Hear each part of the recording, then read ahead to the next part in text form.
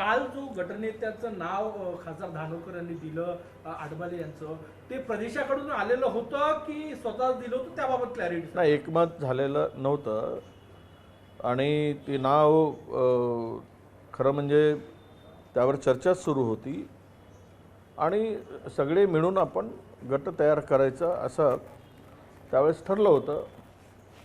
परंतु धानोरकरांनी माझ्या माहितीप्रमाणे वेळ घेतली कमिशनरची आणि गटस्थापनेचा दावा केला, अशी माहिती माझ्याकडे आहे.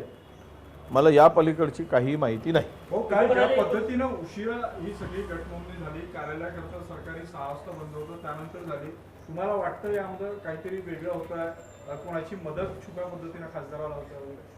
नाही, हे अशी चर्चा आहे, पण मला त्यावर विश्वास वाटत नाही. आणि कमिशनरकडे कोणाचे फोन गेलेत असे मला काही लोकांनी सांगितलं. मला त्यावर माझ्याकडे पुरावा नसल्यामुळे किंवा माहिती नसल्यामुळे मी बोलणं ते उचित होणार नाही. पण काल संध्याकाळी 6 नंतर ऑफिस बंद झाल्यानंतर जर गटस्थापना होत असेल तर तो त्या आयुक्तांनी का निर्णय कसा घेतला तो आयुक्तांचा विषय आहे.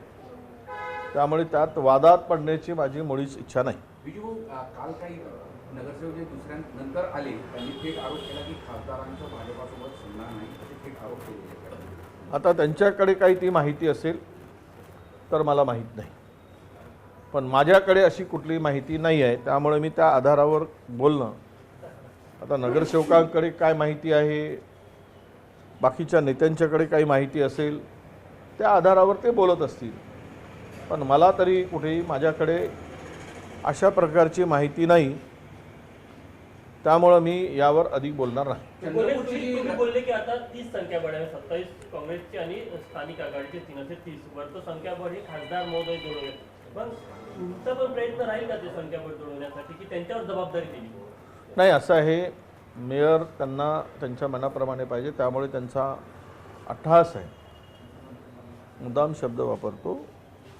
त्यामुळं त्यांनी संख्याबळ, आता मेयर जर त्यांना पाहिजे किंवा त्यांच्याकडून त्यांना करायचं आहे तर ते संख्याबळ जोडवण्यासाठी त्यांनी मान्यता दिली आहे की मी संख्याबळ जोडवणार आहे. त्यामुळे संख्याबळ जुळवतील असं मला वाटतं.